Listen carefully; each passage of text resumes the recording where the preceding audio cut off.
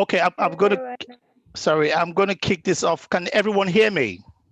Yes, we can. Fantastic. Yes, we can. Okay, welcome chairman, ambassadors and executives and observers. Today we're going to be talking Thank you. about the repression of the Uyghur people in China. This meeting will be observed by Human Rights Watch, United Nations Secretary General Organization of Islamic countries, European Union European Union Rights Civil, and member of international national organizations. Also, we're planning to execute these issues internationally too, and nationally. And the big question we ask is, who are the Uyghurs in China? How did the Uyghurs end up in China? How many Uyghurs are detained? And these are more questions will be asked still. I'm sure there's a lot of people who are attending today who don't really have much ideas of who the Uyghurs are. So we start from the agenda. I have actually shared the agenda on the chat so everyone can view and see the agenda. I'll give the opening floor to the chairman, Rana Basharat Ali Khan. Thank you, Igoche, and thank you to all the members and participation from around the world. I will not take much time because we have a limited time, but simply said, in simple word, as you all know, our organization, International Human Rights Movement, only work for awareness and lobby and do campaign for internationally for human rights, regardless the religion, culture, or color. So I will ask our moderator to invite the speaker. So we listen the issue and we will try to focus what we can do for these human rights issue. Thank you. Thank you, Chairman, for that brief intro. The person we have here is Dr. Tahrim Shaukat, who will give a bit of background. Thank you so much. I will like to inform everyone here that regardless of the religion, we will discuss this about the humanity, and I will inform you about the Uyghur Muslims living in the China and what problems they are facing there. There are almost over 1 million Uyghur Muslims who are living in the northwestern China in the region of the Xinjiang, and this region is actually an autonomous region. That region means that this region is has the freedom from the external powers, from the officials of the government, and this region should have the right to let the minorities live their own life according to their religions, according to their cultures. But regardless of these all laws and factors, Chinese government have tortured the Muslim minorities there and have detained the Muslims in the camps. And the camps we have very little and limited information from those camps because of the Chinese officials. China has maintained the protocol of the security there with watch cameras and monitoring them with 24/7 cameras, and have prohibited all the investigators, foreign investigators, and journalists from visiting those camps. So what is happening there with the Muslims there? Actually, the Muslims are camped in the camps in the strict security, and they are not. They have not let them live their lives according to their religion. Their mosques have been demolished. First, they removed their domes and then demolished the mosque. The women are under so much physical abuse, Hello? and Yeah, I'm letting them in. can you listen me? My voice is audible. No, We can hear you. We can hear you clearly. Okay, thank you. So basically, the Muslims are under such a torture, and the children are kept outside of the camp in the orphanages where they are not allowed to meet their parents. Okay? The people have. I would like to inform that this propaganda is all not only about. We can say that they are just not torturing those people. They have many I guess they have many basic propaganda regarding those factors, because if we discuss the Xinjiang region, this region is the largest coal and natural gas reservoir for the China. ठीक है. Basically the government have the criteria to let the Han Chinese, the officials of the government, to use all those money, and not let the minorities there to have those rights of using those gas and coal reservoirs. They have forced them to work in the factories under pressure, and they are not allowing them to live their own lives openly and with freedom. Okay. And we have the reports of Adrian Zans from the Germany that the government have made the security of almost $3 billion to keep those people in camps and observing them under their official governments.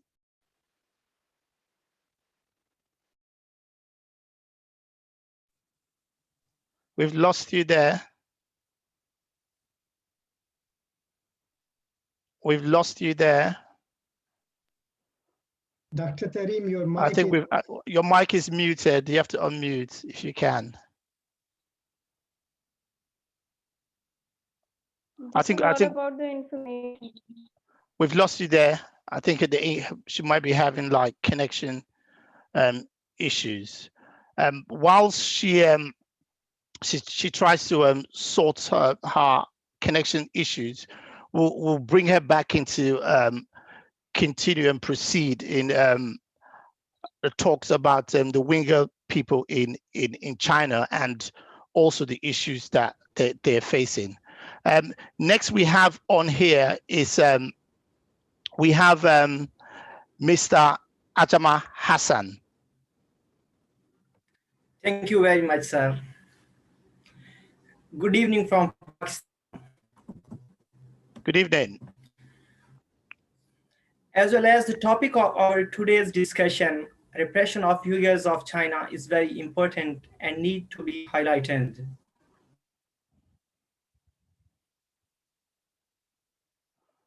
I think we've lost. I believe that ethnic tensions are caused by economic.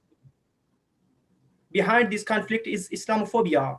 Islamophobia in all over the world can be observed in different incidents, like the Christchurch mosque incident in New Zealand, a recent genocide of Muslims in Myanmar and India, especially in Kashmir, and the restrictions on veil in different countries of Europe. These are all the examples of Islamophobia. I'll not go into the much details of the conflict, but I'll brief summary in 3 points.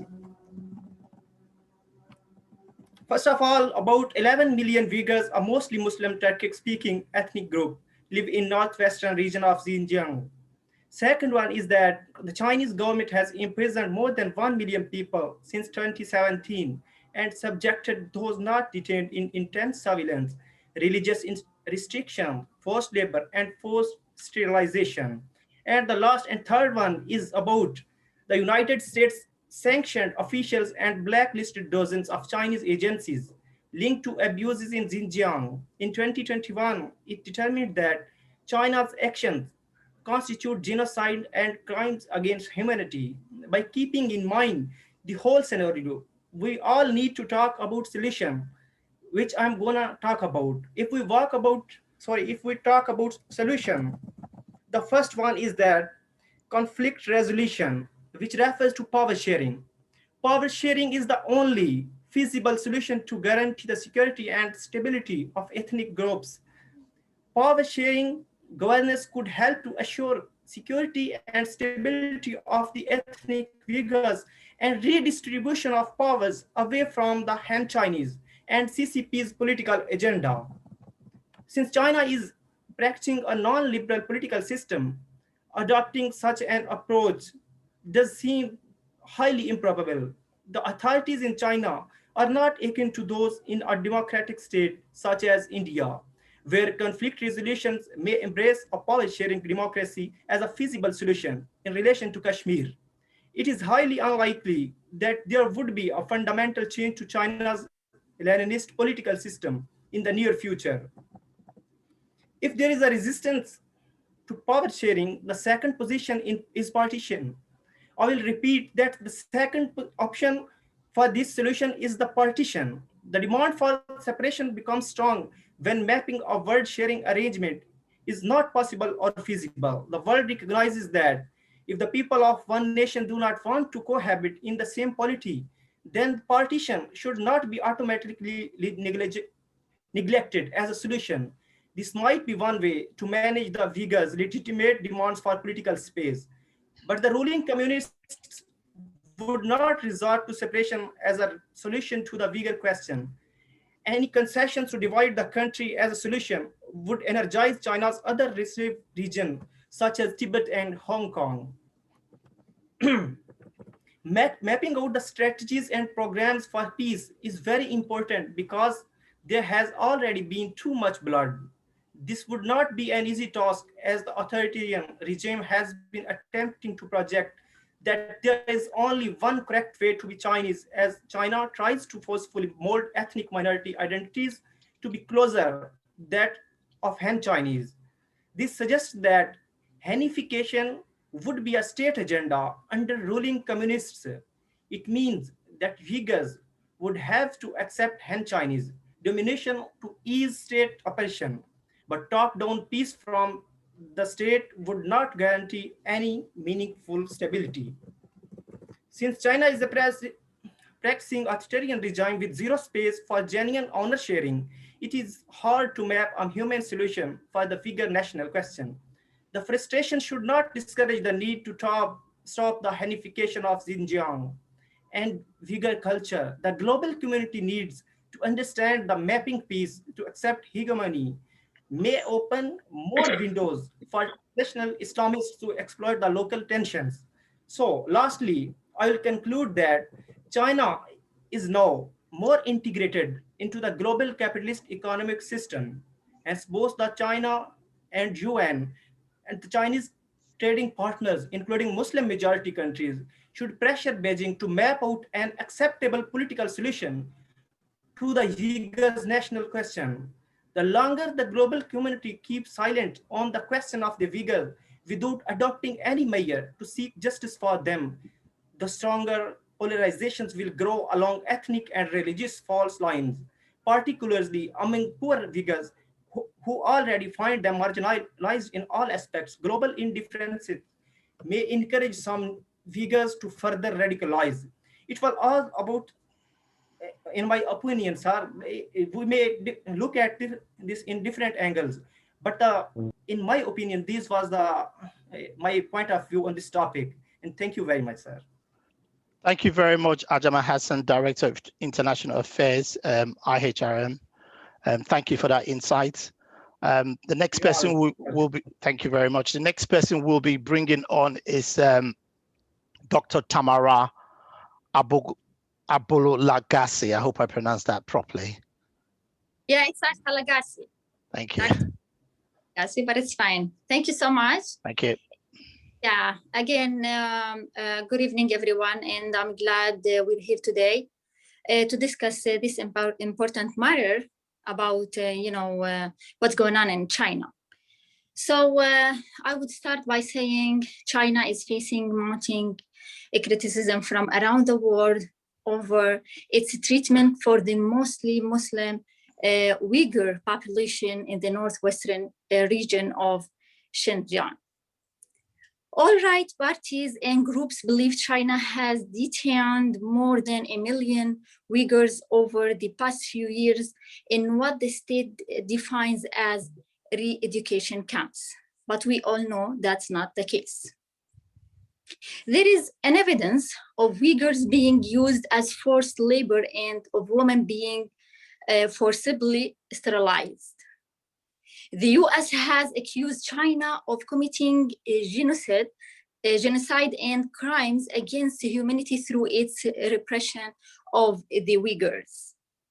Some 800,000 of 2 million Uyghurs and other Muslims, including ethnic Uzbeks, has been detained since April 2017, according to the experts and government officials. The Chinese government has reportedly detained more than 1 million Muslims in re-education camps. Most people in the camps have never been charged with crimes and have no legal avenues to challenge their detentions. The detainees seem to have been targeted for a variety of reasons, and that's what we're gonna discuss today. What's happening in the camps? Information on what actually happens in the camps is limited, but many detainees who have since fled China describes harsh conditions. Detainees are forced to pledge loyalty to the CCP and re-announce Islam. They say as well as sing for communism and learn Mandarins. So what's the global response? What's the global reaction? Human rights organizations, UN officials, and many foreign governments are urging China to stop the abuses, which the United States has described as genocide. But Chinese officials maintain that what they call vocational training centers do not infringe on Uighurs' human rights. They have refused to share information about the detention centers and prevented journalists and foreign investigators from examining them. Much of the world has condemned China's detention of Uyghurs in Xinjiang. UN officials have demanded access to the camps. The European Union has called on China to respect religious freedom and change its policies in Xinjiang. In late 2020, the bloc adopted legislation that allows sanctions of human rights abusers, thought it has yet to apply to the Chinese officials. And human rights organizations have argued China to immediately shut down the camps and answer questions about disappeared Uyghurs. In January 21, on US President Donald Trump, the last day of his office, Secretary of State Mike Pompeo declared that China is committing crimes against humanity and genocide against Uyghurs, making the United States the first country to apply those terms to the Chinese government abuses. The designation could lead the United States to impose more sanctions on China. President Joe Biden used the term genocide to refer to China's abuses while doing all their behavior for these Muslims. And his Secretary of State, Antony Blinken, affirmed Pompeo's declaration. The Chinese government has rejected any accusations of genocide and other human rights violations in Xinjiang, and often deploys the language of anti-terrorism to defend its practices. But the State Department declared that the Chinese government is committing genocide and crimes against humanity through its wide-scale repression of Uyghurs and other predominantly Muslim ethnic minorities in its northwestern region of Xinjiang, including in its use of internment camps and forced sterilization. What to do? What's the action? The whole world and the Muslim countries should reconsider their position and urge China to immediately stop the persecution of Muslims and the prohibition of Islam in Xinjiang. China must close its vocational training centers, release the religious and political prisoners from prisons and detained camps, abolish the Islamic phobia and criminal Xinjiang Uyghur religion de-extermination regulations, stop send Chinese colonists to the homes of Uyghurs and order all state apparatuses and organs to stop their persecution of Muslims. China must stop its Islamophobic policies that target the Muslims, their religion, history, culture, and way of life. It must stop the forced sensitization of Turk people, Uyghurs, Kazakh, Kyrgyz, Uzbek, Tatar, and etc. The destruction of mosques and historical buildings. It must allow the Muslims of Xinjiang to have passports to move freely in and out of China, to call the adhan for their mosques, to have halal food, to perform Hajj in Mecca, and to be able to teach Islam to their children. Xinjiang authorities should adopt a multiculturalism and accept the Uyghurs and other Turk Muslims of China as ordinary citizens equal to native Chinese. And Islam as one of the religions of China as well. China should revise the way it perceives the history and their history, and should accept Islam as an integral part of China and not as an enemy. By raising these demands and reminding China that the Muslim world is a very important client, the Muslim countries must ask for the protection of the Muslim brethren who at present are suffering mass persecution in the Xinjiang Uyghur Autonomous Region. Thank you so much. I tried to give some of the reaction that the whole world should take in such a situation. We all need to gather, put hands together, put all our hands, let's join hands together with other human rights groups around the world to save the Muslims in China. Thank you so much. Thank you very much, Dr. Tamara, for that insightful speech. Thank you very much. I think we're going to bring back Tamara, Dr. Tahrim. She got cut off. Dr. Tahrim, are you there? Yes. I'm sorry, I lost connection before. That's okay. Actually, I was informing about what is China doing to the people in the camps. Now, I want to add to it that why is China detaining Uyghurs in the Xinjiang now? Chinese officials are actually concerned that Uyghurs hold extremist views, and they view the camps as a way of eliminating threats to China's integrity, government, and population. Before in 2014, the President Xi Jinping visited and had secret speeches in Xinjiang.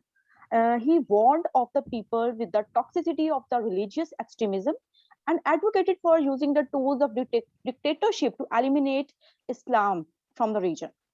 In the March 2017, Xinjiang's government passed an anti-extremism law that prohibited people from growing long beards and wearing veils in public for the women.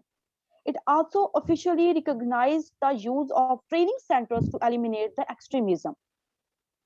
Under the Xi Jinping, the Chinese Communist Party has pushed to Sinicize religion and shape all the regions according to their Han Chinese society's customs.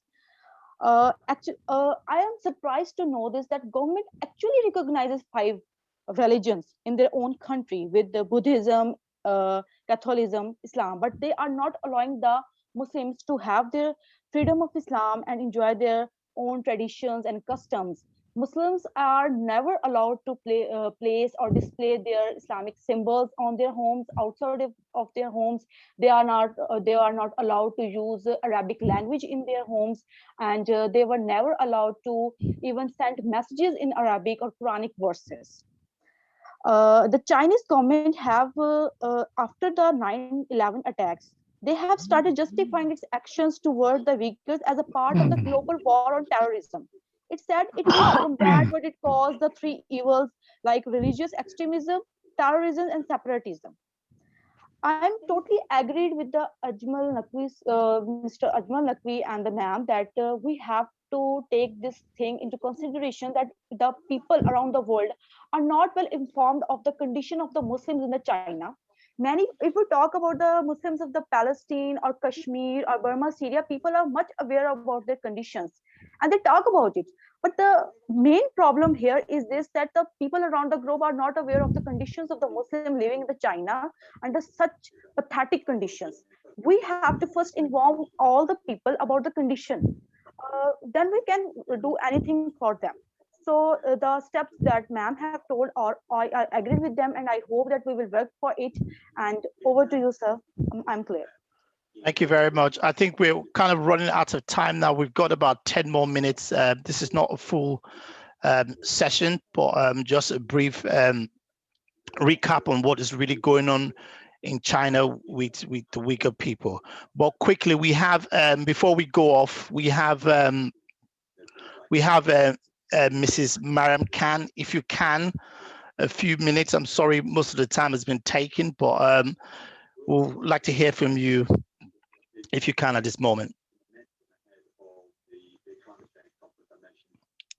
Is Miss Mariam Khan there? She have a problem in internet, so I think you can open the floor for a planning. Otherwise, we will give a planning for a future. Okay, so we'll go next to like the final agenda, which is the opening for planning. You know, what do we really do about this situation? How do we approach this situation? What structures, what implementations do we have in regards this you know, looking into what exactly is going on in China as a whole with the Uyghur people? So it's open for planning. If there's anyone who wants to put in 1 or 2 words, we're quite open for planning.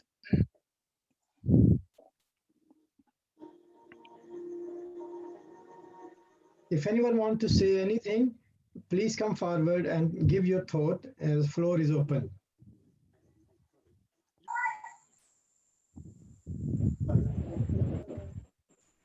I think Chairman will give you the floor to do like the final closing speech. I believe we have a more 25 minutes. So in next 25 minutes, I think we will wind up. We have a 25 minutes. No, we don't have. We have about 10 more minutes to go. Thank you. First of all, I want to thank you all the participation and all the observers, especially from the observer from President Office International Human Rights Council from United Nations and the Secretary General OIC Organization of Islamic Country, and a special observer Miss Shahnaz Dar from Bristol, Pakistan Association, and other members from other organizations. Due to the time shortage, I want to come on an end, and I want to say we already decide pre-planning from this conference. We are planning to launch international campaign from the first week of April about this issue.